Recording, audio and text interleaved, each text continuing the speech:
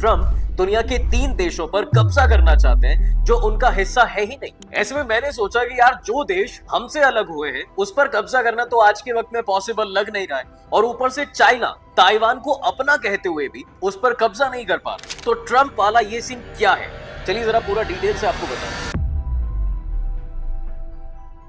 29 नवंबर 2024 को कनाडा के PM Justin Trudeau America के प्रेसिडेंट डोनाल्ड ट्रंप से मिलते हैं। डिनर टेबल पर ट्रंप ने कहा कि कनाडा को अमेरिका का 51वां स्टेट बन जाना चाहिए। इस मुलाकात से जुड़ी पोस्ट में भी ट्रंप ने कनाडा के पीएम को गवर्नर ट्रूडो कहा। ट्रंप के इस विस्तारवादी रवैये की खूब चर्चाएं हुई, लेकिन मामला सिर्फ यही नहीं रुका। इसके बाद ट्रंप ने अपने एक्सपेंशन प्लान में 2 नए नाम और जोड़े।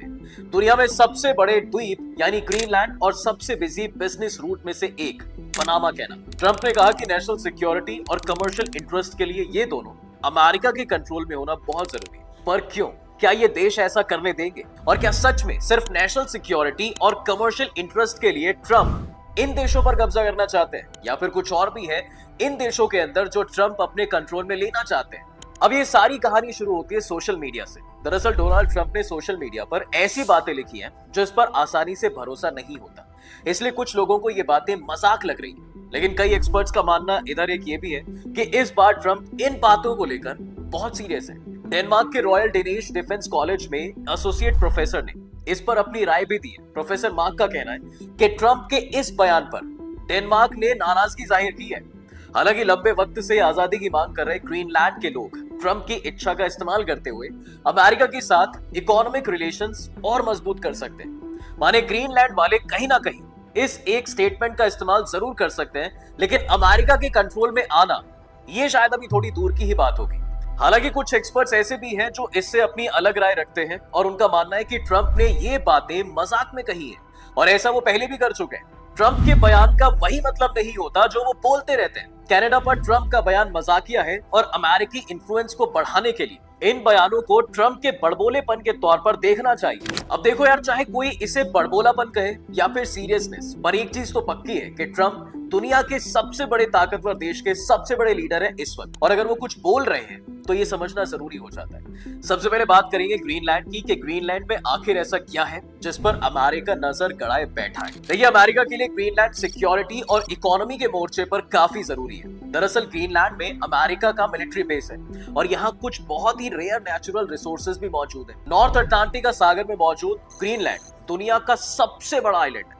इसकी स्ट्रैटेजिक पोजीशन की वजह से रूस, अमेरिका जैसे कई बड़े देश इस पर कंट्रोल करने की होड़ में लगे रहते हैं। डेनमार्क की सरकारी वेबसाइट के मुताबिक 18th सेंचुरी से लेकर 1979 तक इस आइलैंड पर डेनमार्क का राज था। अब ये सेल्फ रूल्ड यानी कि स्वशासित है, खासकर सिविल मामलों में। यानी ग्रीनलैंड स्वशासित है, लेकिन ऊपरी तौर पर यहाँ डेनमार्क का कब्जा ही है। ट्रंप ने कहा कि ग्रीनलैंड को कंट्रोल में लेने का मकसद नेशनल सिक्योरिटी है। दरअसल यहाँ अमेरिकी मिलिट्री का एक बेस है।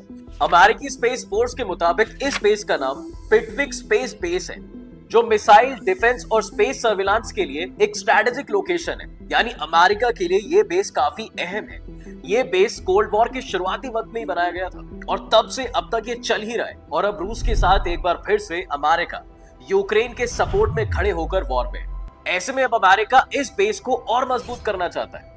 23 दिसंबर को ट्रंप ने सोशल मीडिया ट्रूथ पर ग्रीनलैंड में एम्बेसडर के अपॉइंटमेंट का ऐलान करते हुए लिखा था कि दुनिया में नेशनल सिक्योरिटी और आजादी के लिए ग्रीनलैंड पर अमेरिका का कंट्रोल होना बहुत जरूरी। ट्रंप के बयान पर पलटवार करते हुए ग्रीनलैंड के पीएम यानी न्यूट टी एकेडे ने एक बयान में कहा था, ग्रीनलैंड हमारा है, हम बिकाऊ नहीं है और ना कभी बिकाऊ होंगे। हमें आजादी के लिए अपने लंबे संघर्ष को नहीं खोना चाहिए। देखिए, ग्रीनलैंड को लेकर ट्रंप का इंटरेस्ट कोई नई बात नहीं है। उन्होंने 2017 से 2021 तक के अपने पहले टेन्योर में भी इस इलाके को कंट्रोल में लेने की इच्छा जाहिर की थी। 2019 में भी ट्रंप ने ग्रीनलैंड खरीदने के सिग्नल दिए थे। और तो और ट्रंप इस मामले को उठाने वाले पहले प्रेसिडेंट भी नहीं है। 1860 के दशक में प्रेसिडेंट एंड्रयू जॉनसन के एडमिनिस्ट्रेशन ने ग्रीनलैंड पर एक रिपोर्ट तैयार की थी, जिसके मुताबिक ग्रीनलैंड के नेचुरल रिसोर्सेज इसे एक स्ट्रैटेजिकल इन्वेस्टमेंट बना सकते हैं। सेकेंड वर्ल्ड वॉर के बाद ex president Harry S Truman ने ग्रीनलैंड के लिए $100 मिलियन की पेशकश भी की थी। 2019 में द वॉशिंगटन पोस्ट ने एक एस्टिमेट भी लगाया था कि ग्रीनलैंड की खरीद में करीब 1.7 ट्रिलियन डॉलर खर्च हो सकते हैं। माने ना तो ट्रंप नए हैं और ना ही ये मांग नहीं है। और इसका ये मतलब भी निकल कर नहीं आता है कि ट्रंप मजाक भी नहीं कर रहे थे। अब आते हैं अपने अगले नाम पर, यानी पनामा पर। देखिए